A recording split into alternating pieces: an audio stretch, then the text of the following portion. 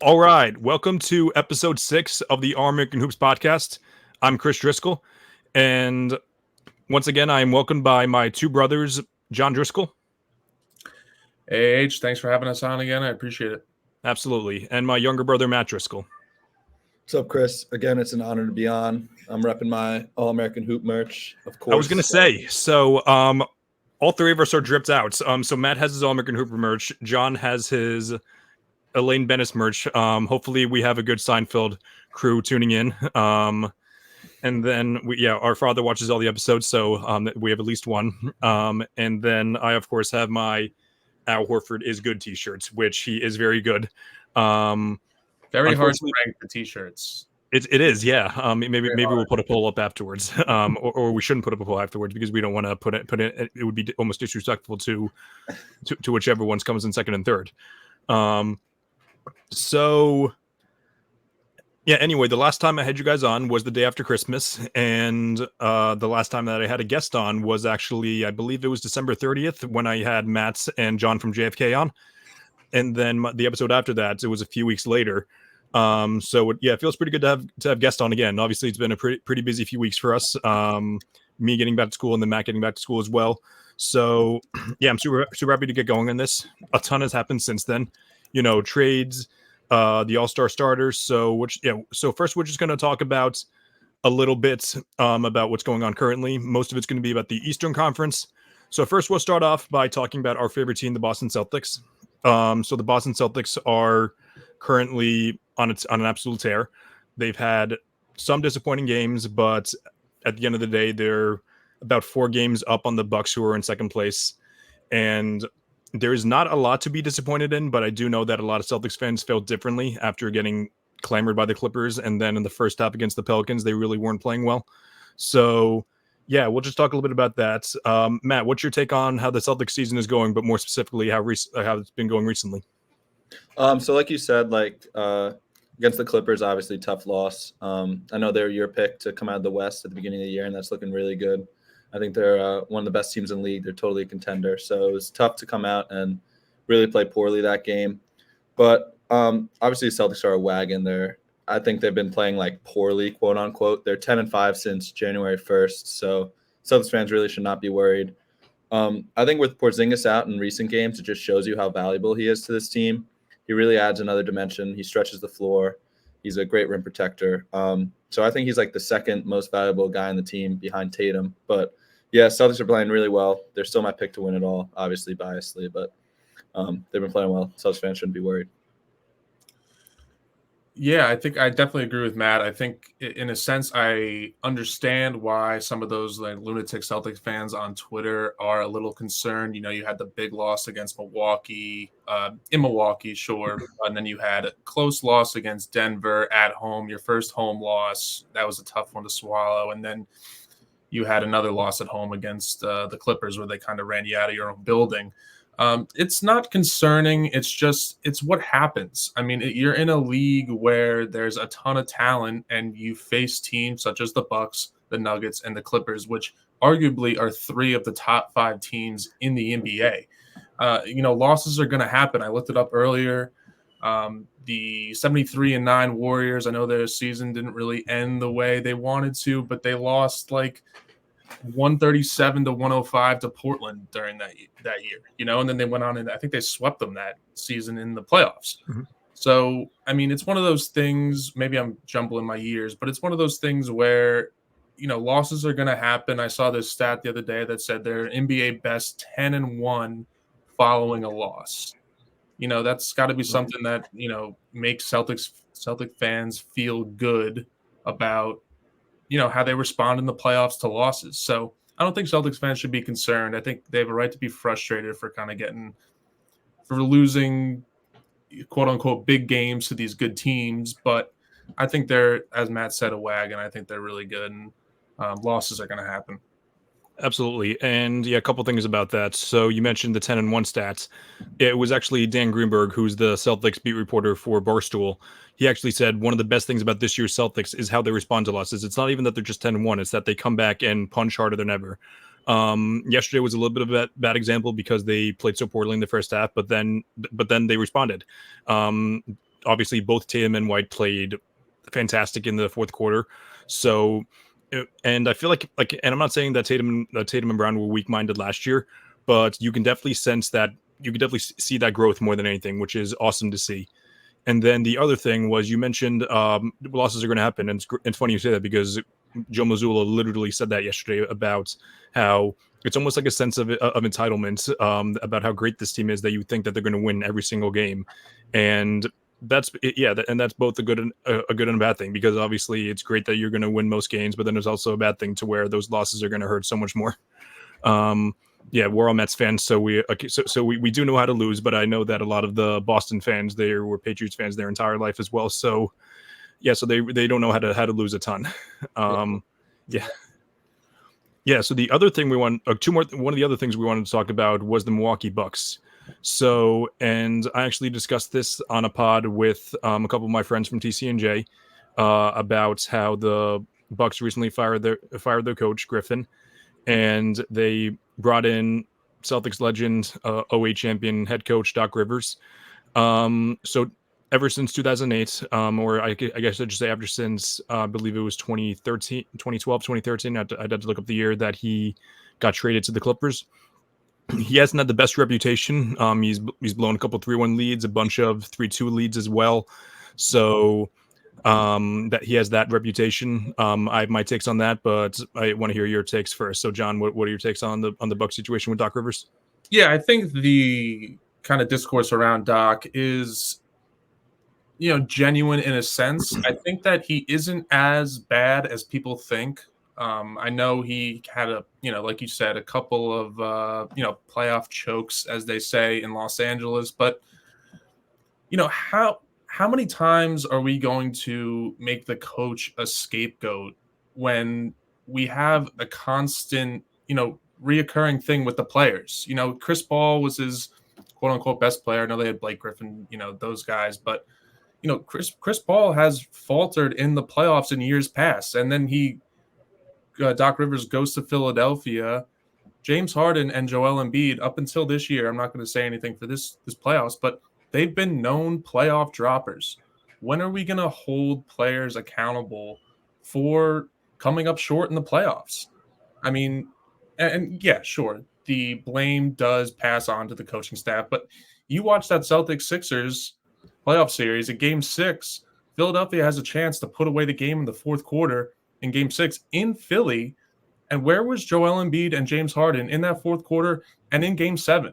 They both put up stinkers over the last 60 minutes of those 5 quarters. So, and sure, you have to blame the head coach in aspects of that, but I don't know why the players kind of just skate by. And going off of that, I think if, let's say, Milwaukee falters and loses in the second or third round this year, I think that Doc Rivers is going to be just an easy scapegoat. I think nobody's going to blame Giannis or Dame or Chris Middleton for any reason, because they have that guy to blame who has that kind of, I don't know, reputation. But that's my take on it. Yeah, I totally agree with you, John. I mean, I don't think Doc is that great of a coach. He has blown the leads, and although he has had historic playoff droppers on his team, like you mentioned, anytime we want to talk about the second round last year, Celtics Sixers, we can do a full pod on it if we want. But as we all know, Harden disappeared. Joel Embiid pissed down his leg like he does every playoffs. But I don't think that. I think that Griffith got he kind of got screwed over a little bit. Like, it's his first year coaching. Like, obviously there's going to be some growing pains. Like, obviously Celtics fans know Joe Mazzulla 2 years ago, there were growing pains, but not 2 years ago, last year. But there's growing pains, but he led them to the 2 seed. Obviously they struggled at the beginning of the year, but I thought they kind of got rid of him too quickly. But I don't know if Doc Rivers is going to be the answer. Like we said, he has had playoff droppers on his team, but he does have to take some accountability for the leads that he's blown. So I do think there's blame to go both ways for that. Yeah, 100%.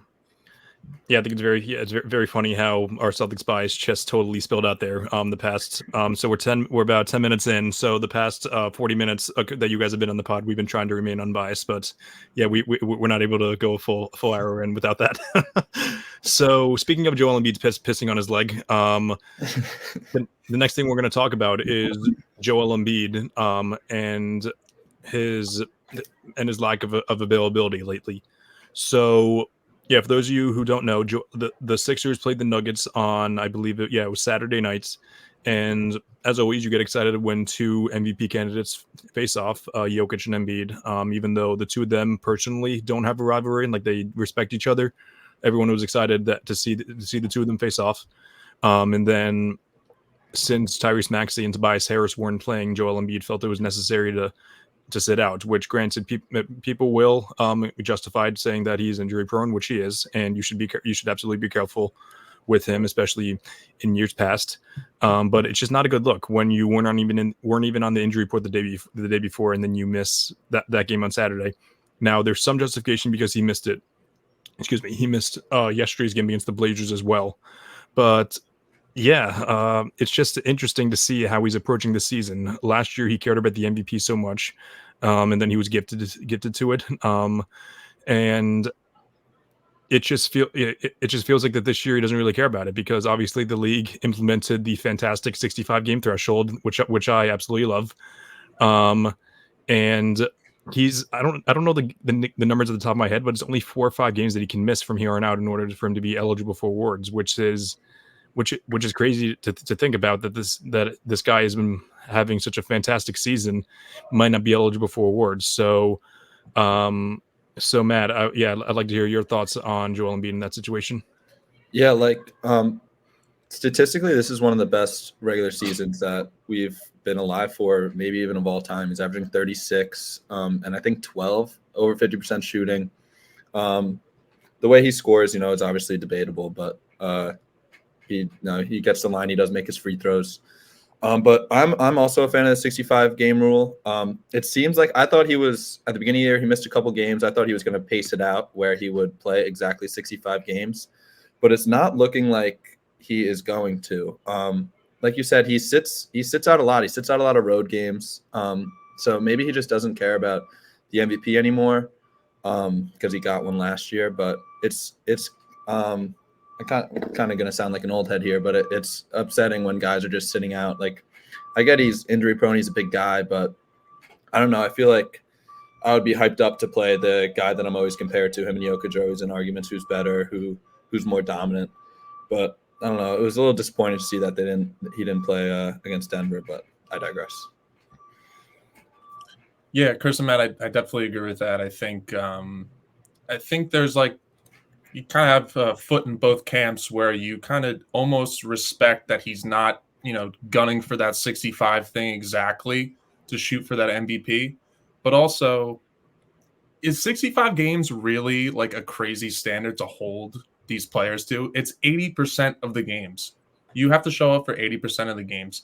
And I was looking it up earlier. With the exception of, the COVID season or lockout seasons, the only player to win MVP before the 65 game standard was Bill Walton in 1977, 1978. He played 58 games, which after looking up a couple numbers, I think George Gervin kind of got robbed a little bit. He averaged 27 that year. I think it's not a ridiculous standard. I think some Philly fans think that the league is out to get him. I don't think that's the case at all. I know that there's kind of an accumulation of stats of him versus teams over 500 on the road or teams under 500. He averages, 40 or whatever, and 26 or something like that. But yeah, I think at the end of the day, it's 65 games is the minimum of what anybody should play for these awards. It's not a ridiculous standard, and we should hold our superstars to the standard of wanting to play these games. And Matt, you mentioned him sitting out a lot of games on the road. Like, what if there's a Philadelphia 76er fan living in Portland and he or she spends a lot of money to go see his favorite player, and then he sits out? I don't know. I think the 65 game rule kind of incentivizes these guys to play, and you see it with Kawhi Leonard this year. I think it's a good rule, and maybe we'll see what happens with him for the rest of the year. But that's my take. Yeah. Obviously, yeah, we agree on all that. Yeah. At the end of the day, it's their job to just to show up and play. So hopefully, in not just this year, but in years forward, that they end up playing the full 65 plus games. Anyway, so the next, obviously, one of the hottest topics going on is the All-Star game. So last Thursday, the NBA announced its All-Star starters. So for the Eastern Conference, it was Tyrese Halliburton and Damian Lillard were the two guards, and the three front court players were Joel Embiid, Giannis, and Jason Tatum. So there wasn't too much controversy there, especially amongst the front courts. I don't think we can even get into that at all. Tatum, Embiid, and Giannis were the three best front courts. And usually, yeah, I'm sure we're all always open to listening to other opinions, but I really don't think that there's an argument for any other player. Jaylen Brown was the next one up, and obviously he's not as good as any of those three guys. But the next one was Tyrese Halliburton and Damian Lillard. There were actually a couple of disagreements amongst us for who we thought should have started. So, I guess John, by any chance, can you give us who you think the two guards should have been? Yeah, I think that you guys probably have a better or more in-depth kind of take on this, but I mean, I personally think Jalen Brunson he was more deserving than Damian Lillard. I think he has kind of proven that, the numbers he puts up and then, leading the Knicks team to, one of the top seeds in the East, I think he's been really, really great. And I think his impact on the defensive side of the ball has been underrated. I don't think he is by any means a top defensive guard in the league, but I think he's a lot better than what people give him credit for. So I would say Jalen Brunson for that. I would have taken him instead of Damian Lillard, but I guess, Matt, I'll kick it to you to see what you think. Yeah, John, I actually just heard Dean from the other room cheering about your defensive comment about Jalen Brunson. I totally agree about the defensive side. He actually leads the league in charges.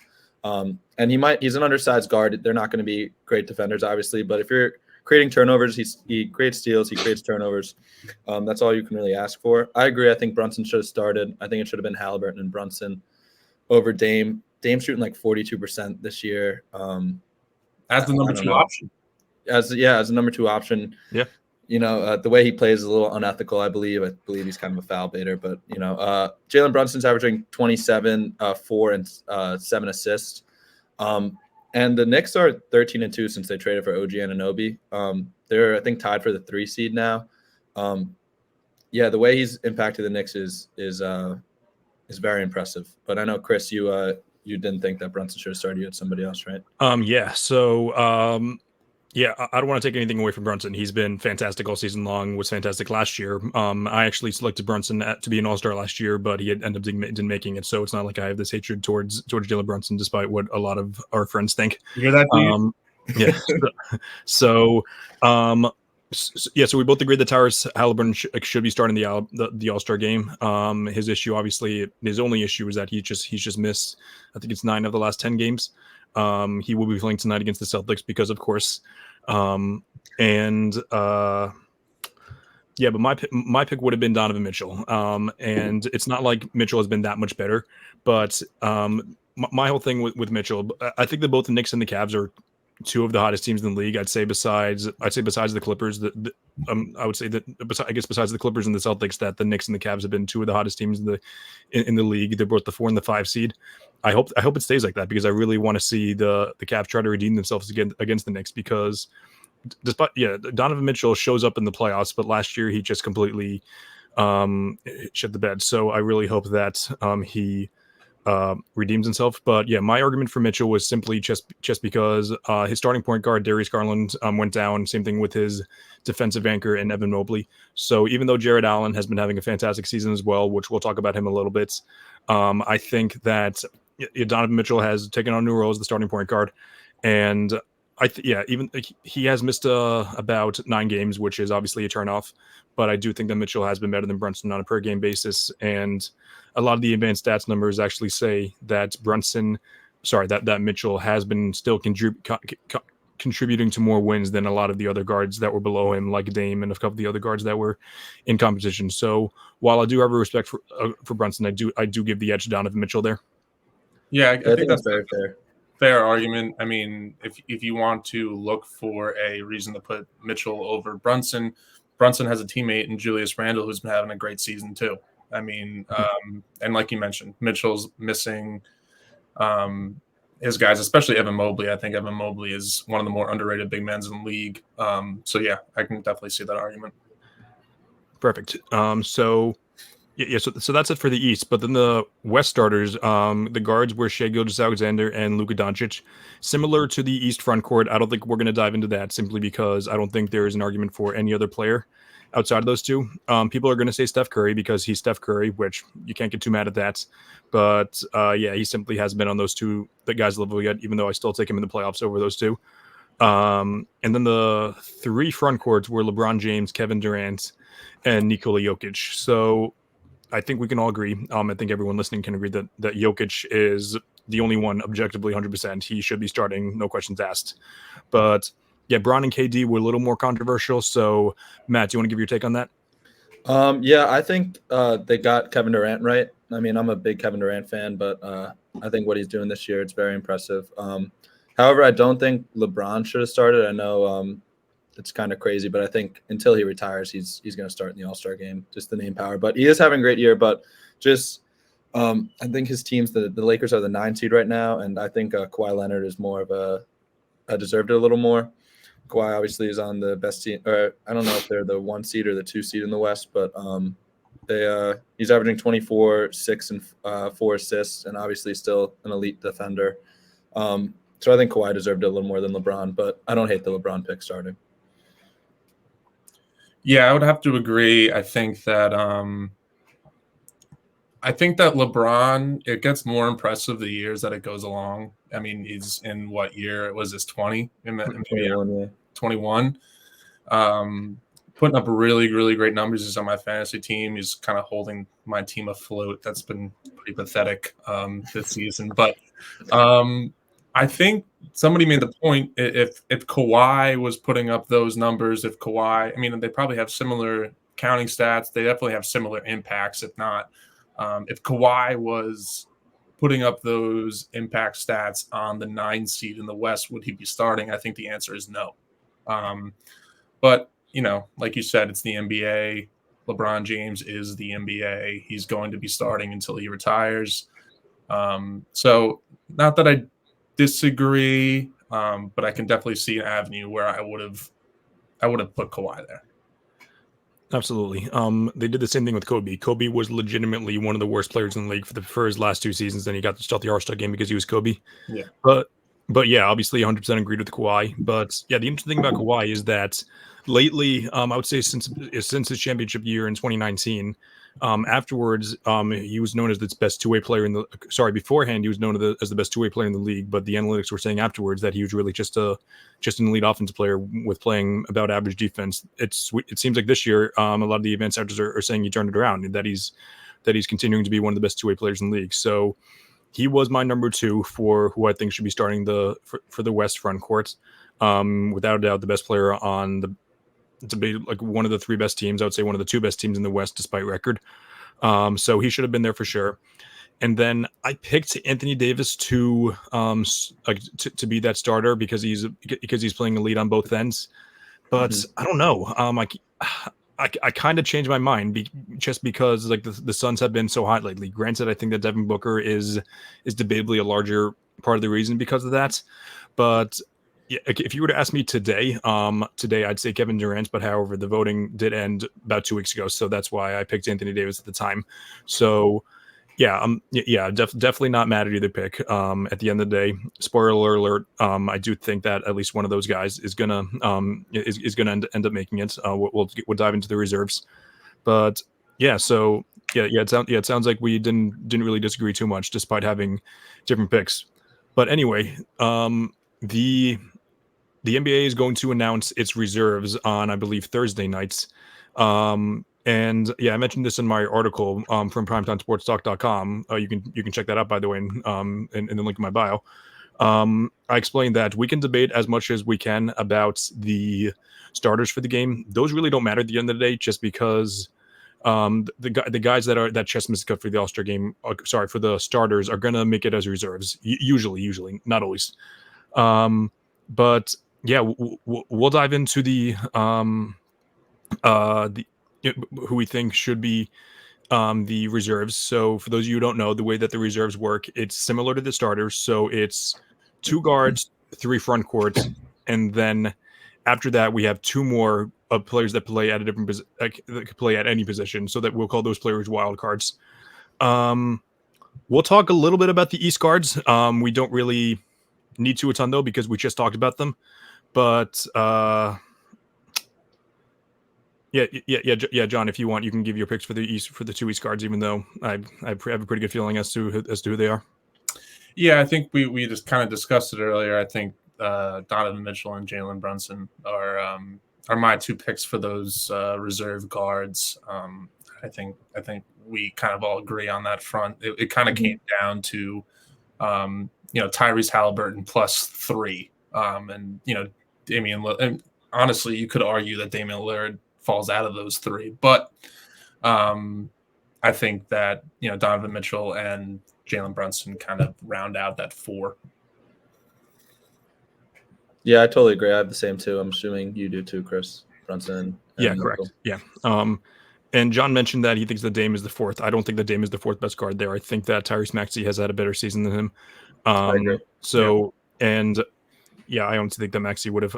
Maxey definitely had a better argument to be one of the top 4 than Dame did in the starters. Which, yeah, again, you can't get too mad at. But I'll give just a couple honorable mentions.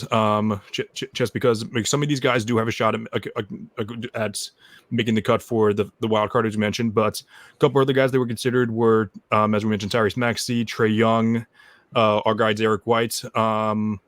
DeMar DeRozan as well. He's having a very underrated season. Shout out Jack Cunningham. And low key, I didn't consider this guy just because he's the 5th option on the Celtics, Drew Holiday. Notes, I don't think any team, I haven't done any research on that, but I don't think any team has ever had 5 All-Stars. There have been a handful that have had 4. The Hawks have them? The Hawks, the 2015 Hawks had 4. I don't think they had 5. Yeah. It was Horford, Korver, Teague, and it wasn't DeMar Carroll, it was someone else. I'll have to dig deeper into that. Just go to show you, Drew Holiday's having this fantastic season, but he's been the 5th best player in the team. So that just goes to show you how much he's willing to sacrifice, because he made the All-Star game last year. People forgot about that. Yeah. But we'll dive into the East front courts. This was much harder to decide. Matt, you want to give your picks for that? Yeah, I have Julius Randle, although he's out for a couple weeks now. He still deserves to get the recognition of being an All-Star. He's the 2nd best player on the Knicks. And after, I think it was the first 10 or 15 games, he literally could not play basketball. He was awful. But after that, he's been very, very good on both sides of the ball. My second forward is Jaylen Brown. I love Jaylen Brown. I'm so happy they extended him. So happy he's on my favorite team. Just so valuable, so good. And the third guard is where it got really, really tough. Sorry, third forward is where it got really, really tough. I went with Paolo Banchero. I think he's very, very, very good on a very fun and young Magic team. Yeah, I agree with the first 2 definitely. I think Julius Randle averaging 24 and 9 on a very, very good Knicks team. Obviously, Jaylen Brown, the 2nd option on that Celtics team. I think Jaylen Brown is having his best year since he came into the league. Maybe his counting stats are a little bit lower, considering his points per game is down. But these guys have to, same with Jason Tatum and same with everybody on the team. They have to sacrifice more in order to get to that goal of the championship. But I think he's making a push, and the Celtics and him as well have been making a case for him to make an all defensive team. I think he's been one of, if not probably, let's say top 3, because the Celtics have a lot of good individual defenders. But I think Jaylen Brown's been having his best defensive year. And I kind of teetered between Porzingis, Banchero, and Scotty Barnes for that third slot in the front court, but I'm probably going to go with Scotty Barnes just because, I mean, I know the Raptors really aren't like, I don't know, like a great team. They're actually a pretty poor team, but I think Scotty Barnes has definitely made some strides in his statistical stats as well, but just, he's improved the 3-point shooting. He's improved as a shooter, but he's another guy that I like because he plays both sides of the ball. And I think I would put him just a tick above Banchero. I really do like Banchero and the Magic, but the Magic have kind of fallen off a little bit over the past couple of weeks, but that's what I would say. Yeah. So some of my picks are very similar. We all chose Jaylen Brown.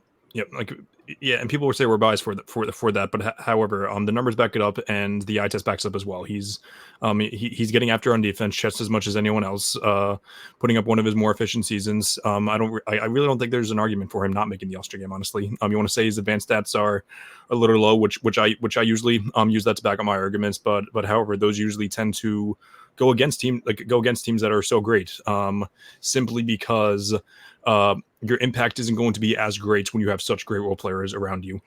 Went with Jaylen. My next guy actually was Jaylen's teammate, Kristaps Porzingis. Oh, it's not only his teammate; it's actually his best buddy as well. The most shocking thing ever is how close the two of them are. The two of them as a duo have been fantastic. As we mentioned earlier, we see how important Porzingis is to the Celtics. He's really their first big man. Horford's obviously a big man, but he's like really their first 7-footer since Garnett, and it really shows you how important he is to the team. He spreads out the floor. He's rebounding the ball pretty well, despite not being a strong rebounder for someone his size. But he's been fantastic all year long. The last one, I was deciding between Scotty Barnes, and I think actually my last pick, I believe, was excuse me. Yeah, I mentioned Jared Allen. Jared Allen has been fantastic advanced stats wise. He's like amongst like the leaders in one of them. In one of the stats that I mentioned, it's not box plus minus. I think it's PER if I'm not mistaken. But yeah, I essentially went with Scotty Barnes because he's the one leading. Like, the Raptors are a bad team, but he's really carrying them to some type of relevancy, especially after trading Siakam and Anunoby. So that like they've really bought into him, and I think that's a very smart decision to build around as talented of a guy as Barnes. They'll probably have a couple bad years so they can get some draft picks then, and hopefully eventually make a big move. Like, I know that Masai Ujiri tends to, he definitely likes to be aggressive. Like when his team becomes good, he saw him trade for Kawhi in 2018, the summer of 2018. So yeah, that leads. So a couple other honorable mentions for the front courts. Two teammates, Jimmy Butler and Bam Adebayo. You guys definitely agree. The two of them don't make it. First of all, Jimmy hasn't played enough games. Second of all, Bam's been fine. But yeah, people were saying that both of them should make it. I don't think either of them should make it. If anything, it's at least just one of them. I talked about Jared Allen. You guys talked about Julius Randle and Paul Banchero. So yeah, any of those guys really. So that leads us to our wild card. I'll go first for this one. But I essentially went with two guards. I went with Tyrese Maxey and Trae Young. Tyrese Maxey's been fantastic all year long. I don't think he's playing tonight. I think he's not able to play tonight. I saw that Shams reported. But yeah, he's really stepped it up, especially in games that Embiid hasn't been playing. His impact numbers do go down a little bit when Embiid isn't playing. But he's been the perfect number 2 to Embiid. People were concerned about Harden and all that, but Maxey has stepped up, and he's not only stepped up, he's surpassed that expectations as well. And then Trae Young, it feels like I've kind of flipped on Trae Young. Back when he was in like 2019, 2020, 2021, I was one of his biggest haters because it was mainly because he was being compared to Tatum all the time. But it seems like the general public seems to think he's like outside top 20. I had him inside the top 20 going into the year. He's probably slightly outside now. I think that he's one of the 10 best offensive players in the league, but problem is he's one of the worst defensive players in the league. But he's pretty much the whole team on the Hawks. DeJounte Murray's fine, but he's really not fulfilling his role so well. But yeah, I definitely see Trae Young as the guy who carries that offense more than anything. So yeah, wild card, I went with Maxey and Trae. But yeah, John, if you want to give your take on that. Yeah, I think since I put Scotty Barnes in as my front court last pick, I think with my quote unquote wild card pick, I went with Tyrese Maxey. I think that's my number one wild card pick. Like you said, I mean, the Sixers are the number 3 team in the East. Embiid's putting up an MVP type season, sure, but we discussed the games he missed, and Tyrese Maxey has to step up and be that number 1, and he has. I think another guy who plays both sides of the ball. I really do love watching Tyrese Maxey, even as a Celtics fan. It's tough to say, but in that second slot, I'm going to put Kristaps Porzingis. And while it is tough to, I mean, sure, you can call me biased for putting a third Celtic in that all-star slot. I really do love the depth and the versatility he gives the Celtics offense, and he's been extremely efficient. You could crap on him for the rebounding numbers, sure, whatever, but he gives the Celtics a lot of depth and a lot of versatility. I think that with Trae Young, I mean, sure, he puts up all-star numbers. You can't argue that. I mean, he's averaging 20 whatever points, 11 assists, but how much of that are empty stats? How much of that, nobody talks about or everyone talks about, but with all-star questions, he plays one side of the ball. The Hawks are 19 and 27, but it is tough to leave Trae Young off just for all-star purposes. But I would put Maxey and Porzingis in that slot for me. Yeah, it's a little boring. I'm same too as Chris, Tyrese Maxey, and John had him too. Very exciting young player. I thought he was going to be pretty good, but he's totally surpassed my expectations this year. I agree with John. I think he's awesome to watch.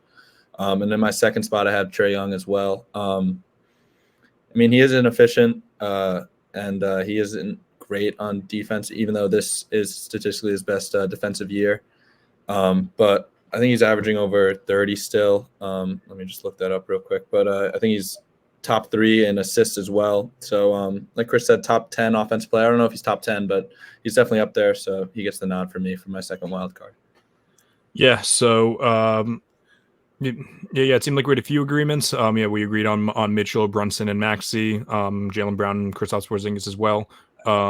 So I feel like all of our lists kind of left off a player where you could definitely argue could be in that. Yeah. It's just one of those things where it's not enough spots. I also want to shout out Derek White here. We didn't mention him, but I was going to do the same exact thing. Yeah, you right ahead of me. So that put a fourth there.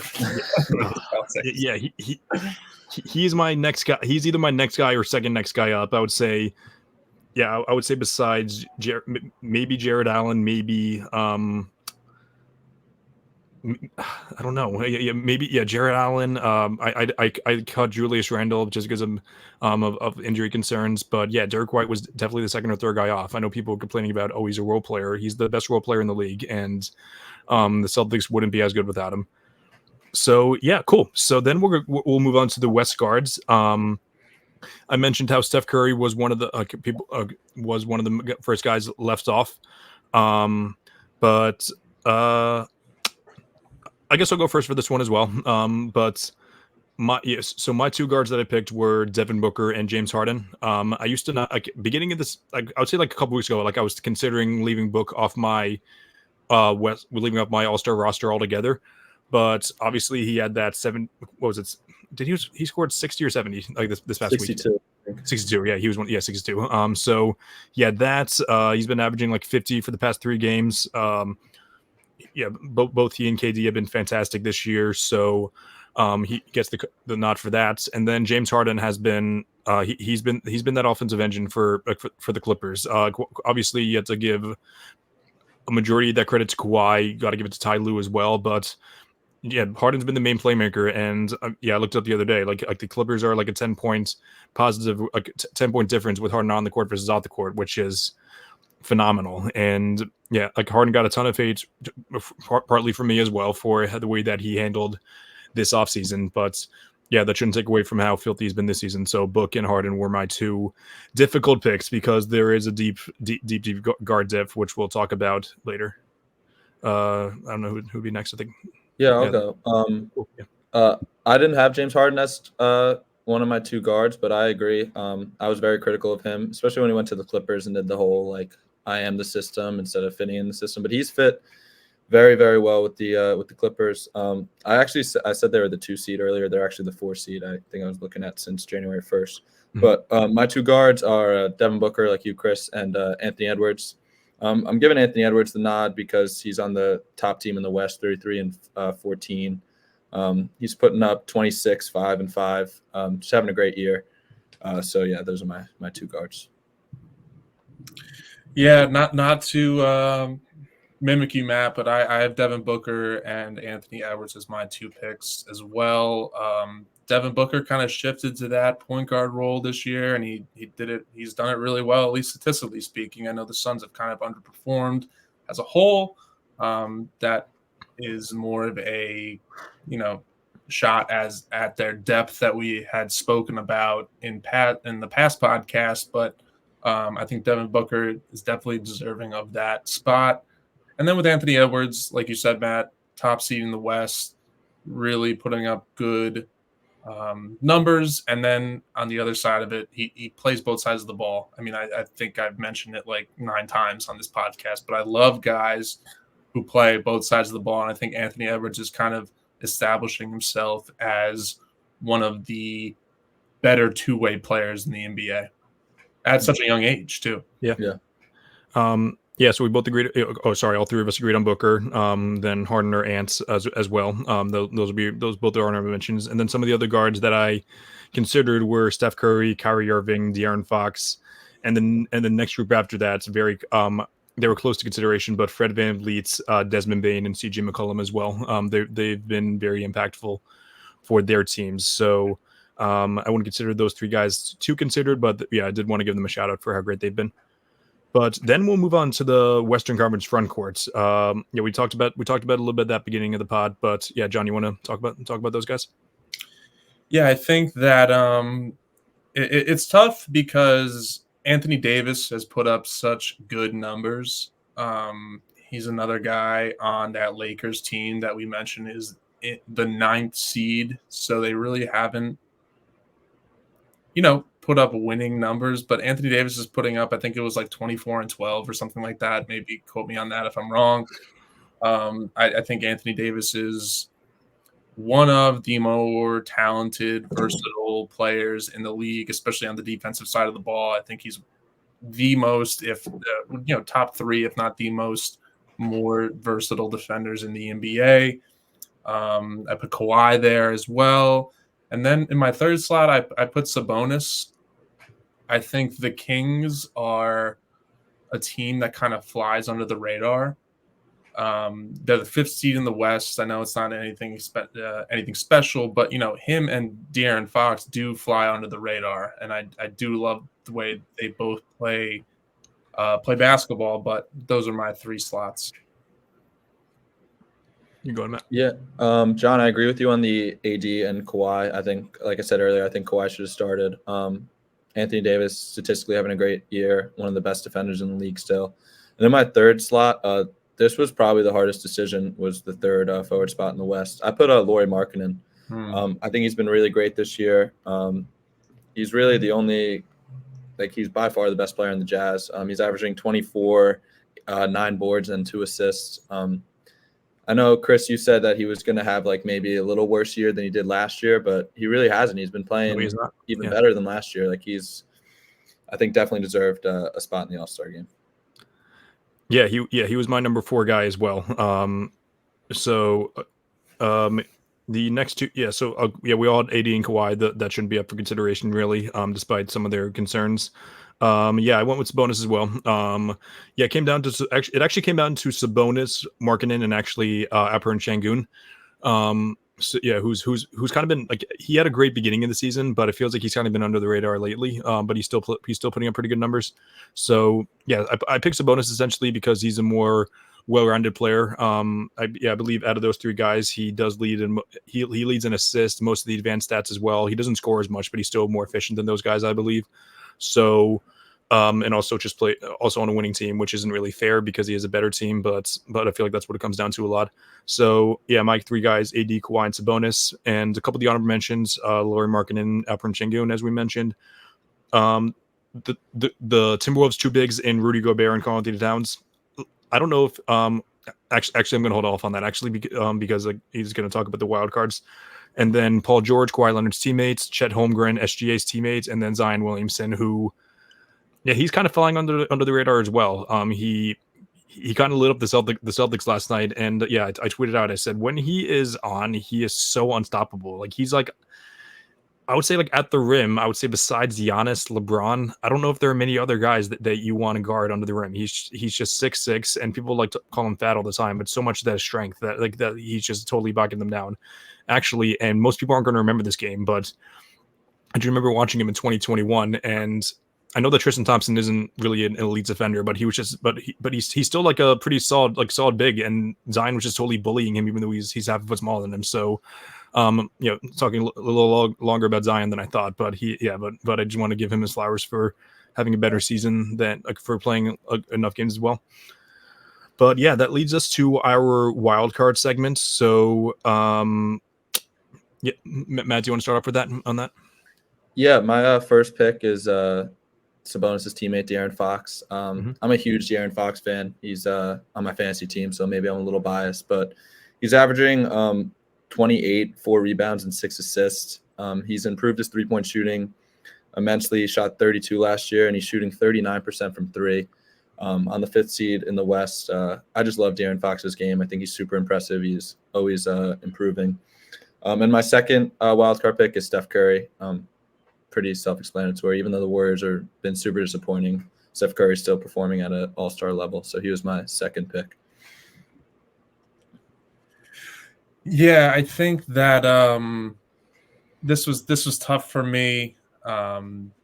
James Harden was my number one wildcard pick. I think we've discussed it enough where he fit into that system so well. He's been playing really, really great as much as he was a big baby this offseason. I think that he was great. And then I'm going to put De'Aaron Fox in that second wild card slot over Steph Curry, which is really tough because I think Steph Curry, his name holds just under the same amount of value that LeBron James does. I mean, Steph Curry is almost like he's the NBA. He changed the entire NBA. But I think De'Aaron Fox, like Matt mentioned, is on the 5th seed. Kings in the West, they're kind of forgotten about. He's putting up all-star numbers, and that's why I think De'Aaron Fox and, as I mentioned, James Harden are my two wildcard picks. And then just as honorable mentions, I think Kyrie Irving. Absolutely. Kyrie Irving and, even Paul George is two of the, as people who play basketball, two of the more fun guys to watch, the most satisfying, smooth, electrifying. But I mean, in terms of Kyrie, I think he's missed a little too many games as another guy on my fantasy team that is underperforming this year. But yeah, those are my two picks, Harden and De'Aaron Fox.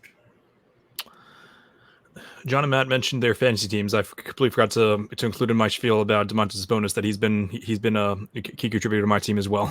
So that's part of the reason why he's on my team. But yeah, my two wildcard picks. One of them is De'Aaron Fox. So we all agreed there. One of the fastest players in the league. He made his first All-Star game last year. Super hype about that. And I hopefully he makes it again this year because he's been, despite the Kings playing a little worse than they did last year, he's been just as good. And then my last pick was Anthony Edwards, and I wanted to hold off on my comments about Karl-Anthony Towns and Rudy Gobert because the two of them are considered for the All-Star game. but I'm not sure if they're going to make it. So I made sure to include Anthony Edwards on that list because the Timberwolves are at the top of the West now, and it'd be very silly to not include any of them. So Ant has to be the closest thing to a lock for the All-Star game, despite me putting him as a wild card.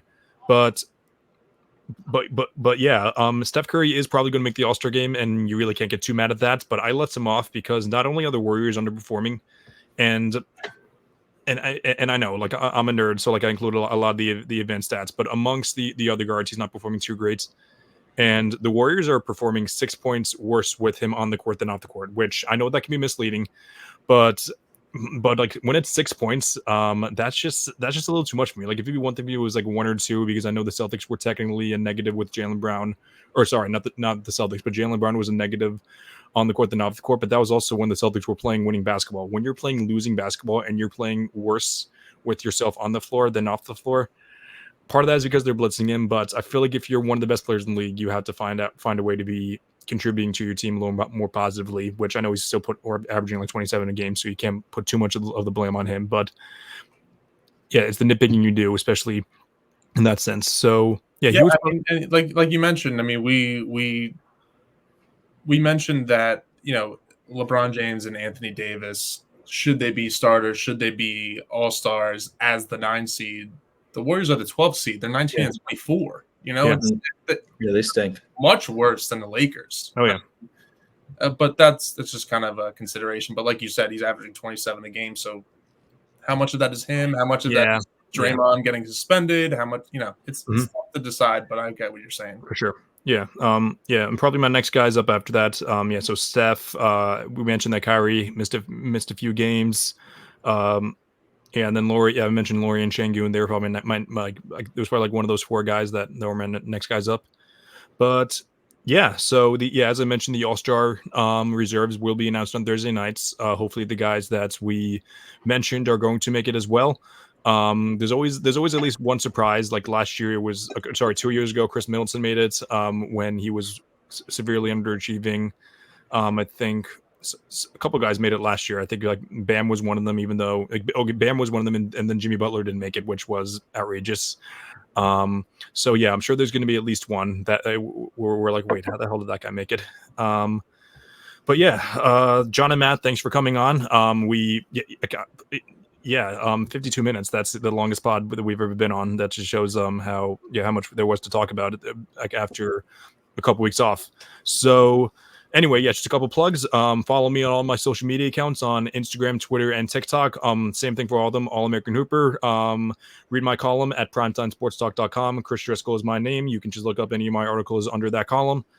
But yeah, thanks for tuning in to another episode of All American Hoops. And as mentioned, John and Matt, thanks for tuning in.